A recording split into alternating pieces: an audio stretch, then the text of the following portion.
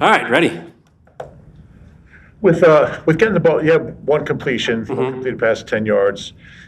With that, do you want Jalen to force more things down the field, or is it all about just letting the game come to him? How do you kind of balance all that?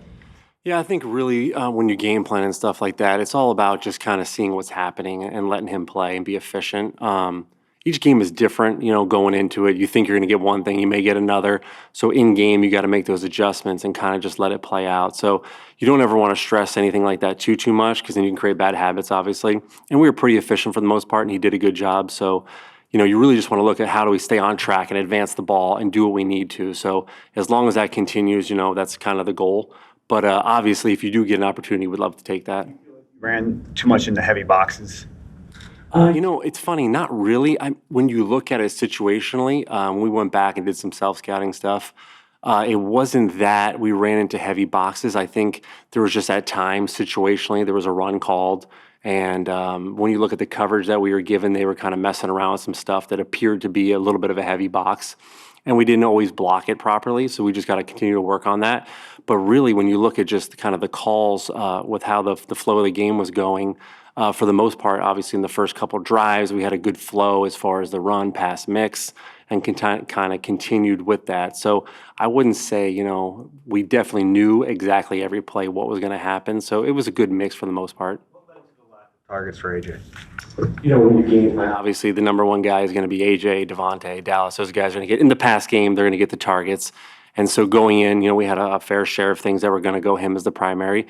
And sometimes games play out like that, and that's kind of how it was. And kind of to the previous question, we don't ever want to force it.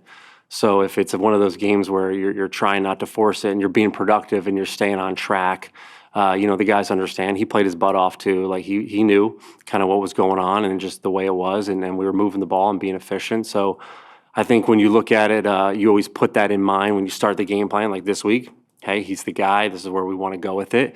And once the game starts to unfold, you just kind of play it accordingly. I know you weren't the OC last year. We're wearing the hat, like the South Florida hat, but in the Super Bowl, this team did a good job shutting Saquon down. Did you learn anything from that? Do you watch that, study that at all? I know it's a different team. But. Yeah, that's been a big part of this week and just kind of preparing for them again. Spags does such a great job just overall throughout the years of taking away, kind of what you do best. So we've had to be creative, and I think we're on a right track right now to be creative with the game plan to kind of get that going.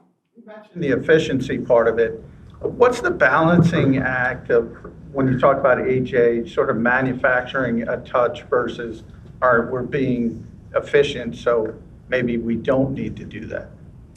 When you're balancing it, it's really like, what's the opportunity, or is it a first down thing or a second down thing? Is there a down that presents itself where we can get that done? So, if we're behind the chains, then all of a sudden you're going to want the full field reads potentially. If you're staying in phase and you get a nice first down run and you're manageable on second down, maybe you can afford to take that opportunity to say, hey, we're going all in on this thing. So I think it's finding that down if you get one to kind of take an opportunity to get, manufacture something like that if you can. First game like for you overall? What was biggest takeaway? Good. I mean, really, the whole staff. I thought the communication from all the coaches on the sideline, the box was great. The communication with the players and all of us was really, really good. Jalen was good in the sideline. The O-line was good. Saquon, all the guys were really good.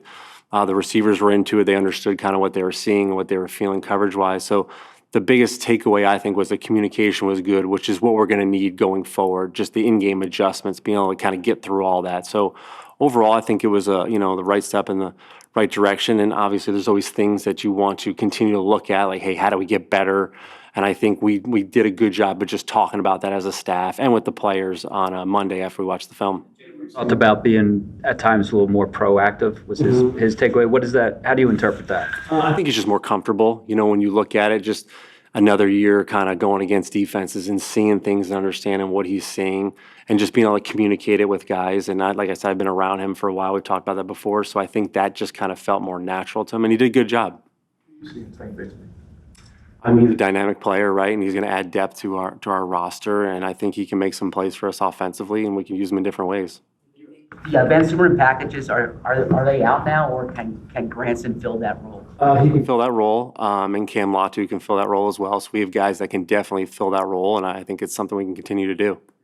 Vince that percentage-wise used it more than in any game last year. Did you expect that going in to the Cowboys game, and what do you like about what that package offers? Yeah, I wouldn't say I expected it. It just kind of unfolded itself. We had the one explosive to Saquon, on the perimeter, and it just kind of was something that appeared kind of throughout the game. And then late in the game, we used it in a few sets too, just kind of in that 4-minute mode. So it really wasn't something like in the middle of the game that we were doing. It just kind of happened naturally. Both had to play 11 snaps, I think. First, is there any concern over Landon's back? And secondly, how have you been here 5 years? How have you seen Toth kind of develop to be that first guy up at that? Yeah, Brett does a great job of just being available and ready for anything, right? Whether it's center, whether it's guard, if we ever need him to tackle, he can do it all. And so that's the biggest thing, right? So a guy that can step in there mentally and know what to do, you feel comfortable with. And so, I know Landon's going to be ready if he's ready, and we'll see where that's at. But, Brett does a good job of just feeling like, hey, coach, whatever you need, I got you. I can play all these positions. And that's very important in game when you have to sometimes juggle guys with injuries. Back to Saquon, you mentioned, obviously how you guys might need to get creative with that going into Kansas City, but it's like 2 games in a row now where he's been held to 3 yards per carry, going back to the Super Bowl. Mm-hmm. Like, how much do you go over stuff with Saquon? How much do you guys kind of collaborate on that as far as finding ways to be creative and get him in space more and all that? Yeah, I think just as far as him and I, our communication, each week him and I talk a lot about, hey, here's the plan, here's what we're looking to do, here's some new wrinkles, and just see what he sees too, right? Because he watches a lot of film, and I think that's been really good. Even last week, even during in-game, he was really good to talk to on the sideline. Here's what I'm feeling and seeing. And even in the past, him and I have had a pretty good dialogue, in games with finding key runs when we need them. In the playoffs, that appeared itself a few times where him and I had some good dialogue with and the O-line. And so when you're putting in stuff early in the week, it's easy to talk through that. And as the week goes, they get a feel for kind of what you're looking at. And as far as when you put plans together, like Jason Michael and Stout and Eric Dickerson and Greg and all those guys do a really good job of working through all the runs with myself and really figuring out, hey, here's what could be an issue, here's what we need to figure out, this is good versus this, and vice versa. And then so when you're able to explain it to the players, they get a better feel for the plan and what's going to happen, and then the adjustments off of it in game. What do you think about the blitz pickup from the running back position? I think that the first game, some of that appeared to be like, hey, this is the first time we've seen this. We need to just work through it. And I think that's kind of been, if you look around the league, I watched a lot of football, obviously, this weekend. I think that was a constant. If you look around the league, just people diagnosing different things on defense, right? Because it's the first time you've gone against a defense and the speed and what you see things and pick it up. So obviously we did some good, and there's some things we want to correct. But overall, I think it's just going to be a work in progress. That's one of the things when you don't, when you're going against your defense in camp like we did for so long, you see something new for the first time, it gives you a little bit of oh, that's what that looks like and feels like again. You got to get back in the swing of it a little bit. How tough is it to get back in a rhythm after an hour delay like you had? Yeah, that was interesting. It was longer. We were joking a little bit after the game. It was longer than the Super Bowl halftime, and there was no structure to it because it was well, how long is this? How long do we have? So it was a little bit different. And we had so much momentum at that point too. That's where that was a little bit frustrating. We just got the turnover. We were ready to go. The first 3 drives went up and down the field. Then we got the next field goal and the next drive. So we felt like we were in a good rhythm. And then you sit for a while and wait and wait. So that's where it was a little challenging to kind of just sit and wait and kind of get back in the flow of things. And then, it felt funny after that. I think the Cowboys experienced the same thing a little bit offensively where the defensive guys just came out and played. How do you view the Jalen scrambles when you look back at them? Because they're obviously successful plays, but it doesn't happen within the structure of what you planned. Well, sometimes, right, a scramble happens for a couple reasons, right? Sometimes it's protection, sometimes it's a reads taken away, or sometimes, as a quarterback, and every quarterback is different, but if he feels a void in there and he can go get it, go get it. First downs are first downs. So you really don't have to worry too much about it, and he's really good about knowing when to scramble. And sometimes, it's just the route didn't match up or something happened and it broke down. He just has a sense of hey, this is my chance to get out. It's a 4-man rush. I'm out. I'm going to get a first down. So I think really each one you look at independently, was it a mistake we made on offense? Was it a scheme thing? Was it a route breakdown? Did somebody have a missed assignment? What caused it? And sometimes guys are open, but you take off and you get a first down. It's all good. First downs are first downs.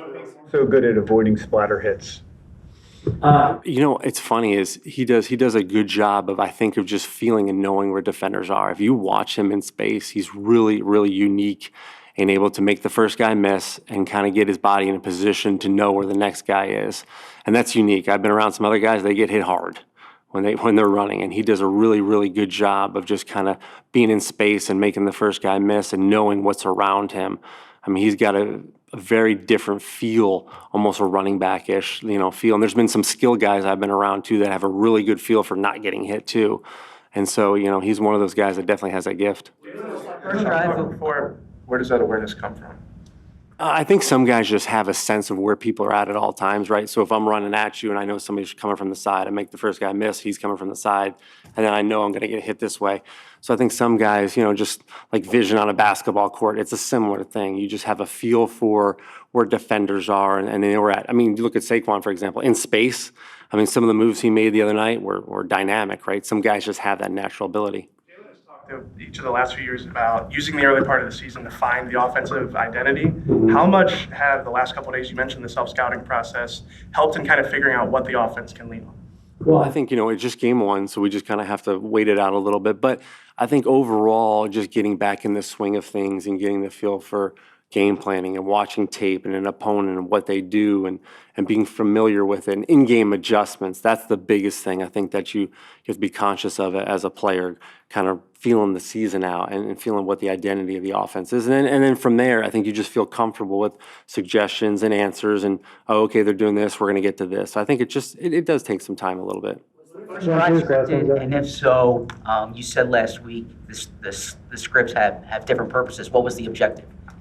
The first drive was not scripted. It was a little more of a kind of like what was happening and what we were getting and kind of challenging them a little bit versus what we were seeing.